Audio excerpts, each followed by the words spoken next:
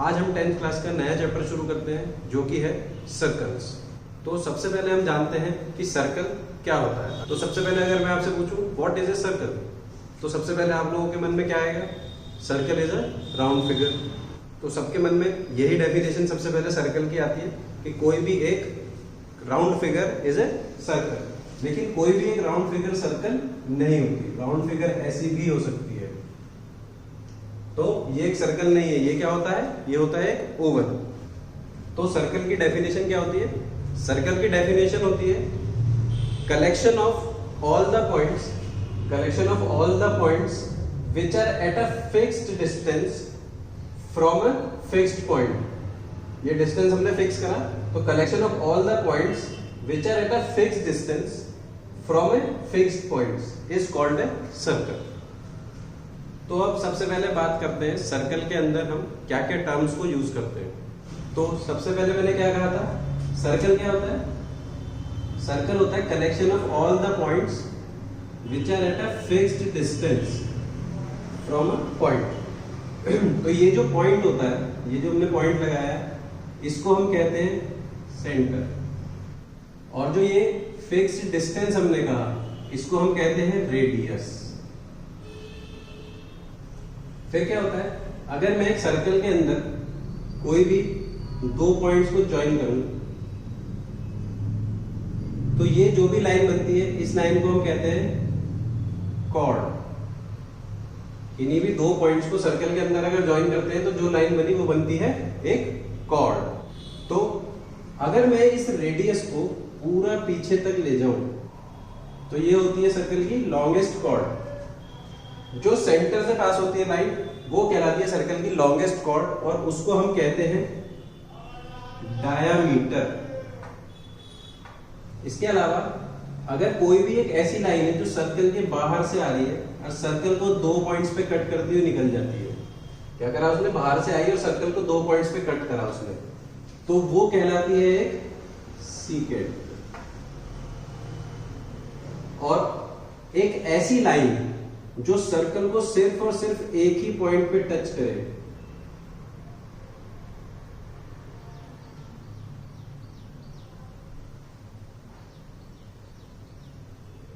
वो कहलाती है एक टेंजेंट।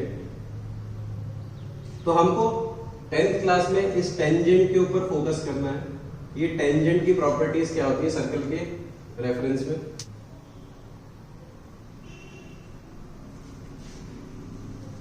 तो अब बात करते हैं कि सर्कल में सबसे पहले बात करते हैं कितनी टेंजेंट्स हम एक सर्कल पे बना सकते हैं।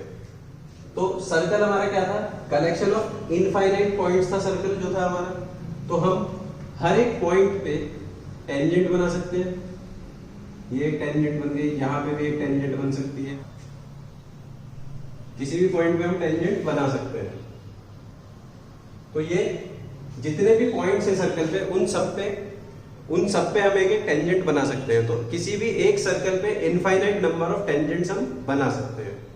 लेकिन अगर मैं कहूं ये जो पॉइंट है सर्कल का, इस पॉइंट पे हम कितनी टेंजेंट बना सकते हैं? इस पॉइंट पे हम सिर्फ और सिर्फ एक ही टेंजेंट बना सकते हैं। इसके अलावा इस पॉइंट पे कोई भी टेंजेंट नहीं बन सकती।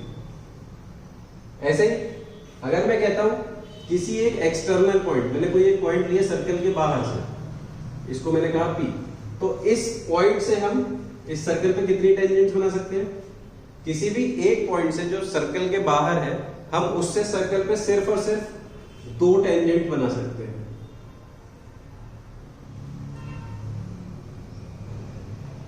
तो ये दो टेंजेंट इस सर्कल पे बन गई किसी एक एक्सटर्नल पॉइंट से P से। तो हमने क्या देखा?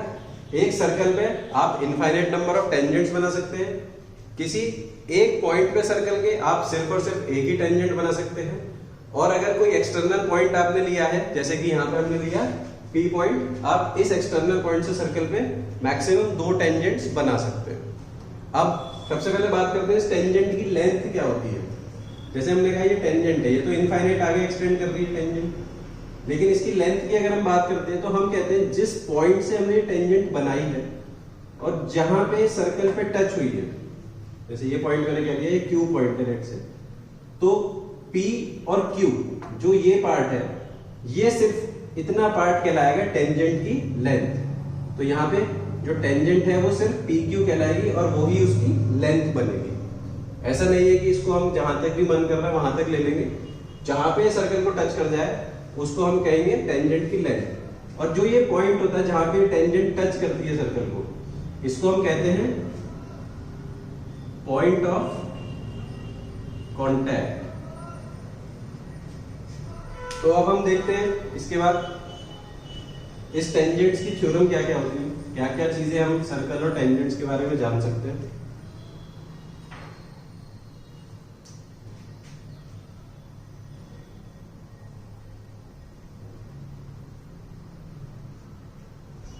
अब सबसे पहले आपकी थ्योरम आती है इसमें, हम कहते हैं अगर हम सेंटर से इस पॉइंट ऑफ कांटेक्ट को ज्वाइन करते हैं तो ये कितने डिग्री का होता है, ये एंगल जो बन रहा है ये कितना डिग्री बन रहा है। इसको देखते हैं। सबसे पहले मैंने कहा ये रेडियस है, इसको सेंटर को मैंने O कह दिया, ये मेरा Q हो गया, इस रेडियस को मैंने R ले लिया। अब मैं अगर कोई भी लाइन बनाता हूं इस टेंजेंट के ऊपर, मैंने कहा ये लाइन बना दी मैंने OP, इस टेंजेंट के ऊपर मैंने लाइन बनाई OP और इस पॉइंट को मैं कह देता हूं कैपिटल R।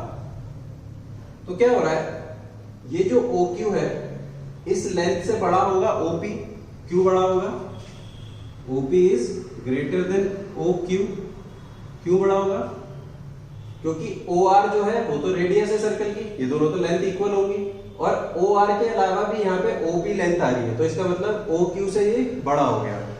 ऐसी अगर मैं कोई भी और XYZ लाइन बना लूं इस पे कहीं पे भी, तो वो हमेशा इस रेडियस से बड़ी होगी, सेम रीजन की वजह से वो इस रेडियस से बड़ी होगी। तो इसका मतलब क्या है, हम ये कह सकते हैं कि OQ जो है वो शॉर्टेस्ट डिस्टेंस है इस सेंटर से इस टेंजेंट तक का। हमें पता है, हमें एक चीज पता है कि शॉर्टेस्ट डिस्टेंस जो भी होता है वो हमेशा परपेंडिकुलर डिस्टेंस होता है। अगर आपको किसी भी पॉइंट से कहीं का भी शॉर्टेस्ट डिस्टेंस निकालना है तो हम एक परपेंडिकुलर डिस्टेंस निकालते हैं, तो वो हमेशा शॉर्टेस्ट होता है। इसका मतलब क्या हुआ, जो ये एंगल है ये एक राइट एंगल बन रहा है, इसका मतलब OQ is perpendicular to QP। तो हमारी ये सबसे पहली थ्योरम आती है, अगर सेंटर से हम पॉइंट ऑफ कांटेक्ट को ज्वाइन करते हैं तो वो एक राइट एंगल बनाता है टेंजेंट के साथ। इसके बाद हमारी दूसरी थ्योरम आती है। दूसरी थ्योरम हमारी क्या कहती है, वो कहती है अगर हमने किसी भी एक्सटर्नल पॉइंट से सर्कल पे दो टेंजेंट बनाई PT और PQ, तो इन दोनों टेंजेंट्स की जो लेंथ है वो इक्वल होगी, ये हमारी थ्योरम कहती है। इसको हमें प्रूव करना है। तो इस चीज को हम कैसे प्रूव कर सकते हैं, हम क्या करते हैं, इस PO को ज्वाइन कर लेते हैं, ठीक है, और इस OQ और TO को भी ज्वाइन कर लेते हैं। तो हमारे पास क्या हो रहा है, अब हमारे पास दो ट्राइंगल बन गए, PTO और PQO, दो ट्राइंगल बन गए हमारे पास। अब अगर मुझे इस PT को और PQ को इक्वल प्रूव करना है तो मेरे पास एक सबसे बेसिक मेथड क्या होता है, मैं इन दोनों ट्राइंगलों को PTO को और PQO को कॉन्ग्रेंट प्रूव कर दूं, तो ये दोनों ट्राइंगल कॉन्ग्रेंट हो जाएंगे तो PT और PQ इक्वल हो जाएगा। तो मैं क्या करता हूं, in triangle PTO and triangle PQO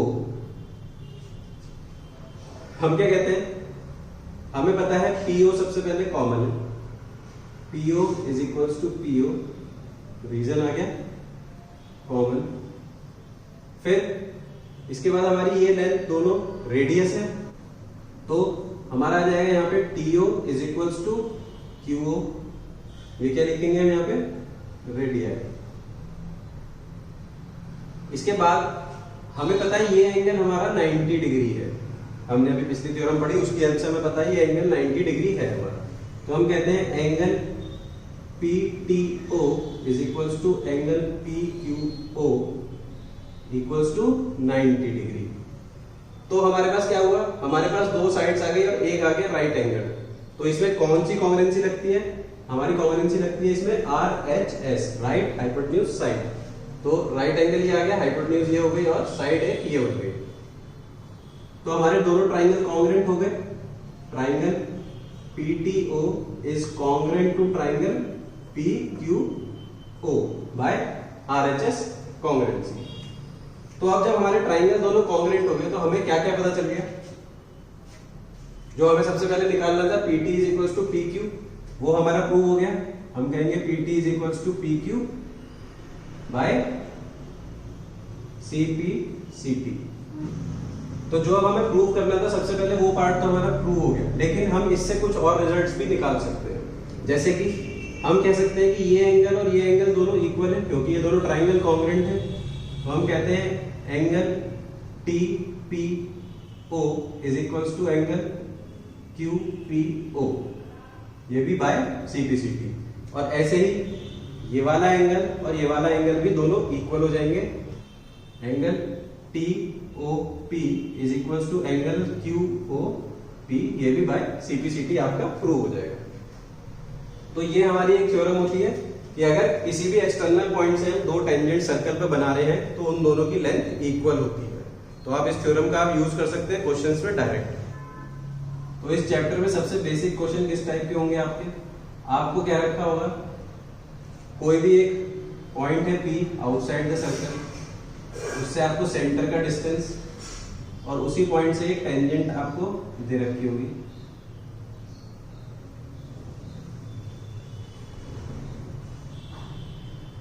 अब इसमें क्या होगा, आपको कोई तीनों लेंथ में से कोई भी दो पार्ट गिवन होंगे और आपको तीसरा पार्ट निकालना होगा।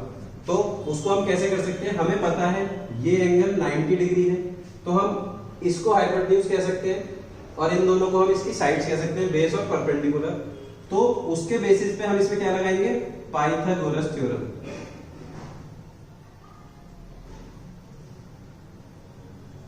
और पाइथागोरस थ्योरम की हेल्प से हम जो भी मिसिंग साइड है हम उसको निकाल सकते हैं। तो सबसे बेसिक क्वेश्चन आपके इस तरीके के इसमें आए। आज के लिए बस इतना ही। अगली वीडियो में हम देखेंगे सर्कल्स के ऊपर कुछ क्वेश्चंस, कैसे उन्हें सॉल्व करना है।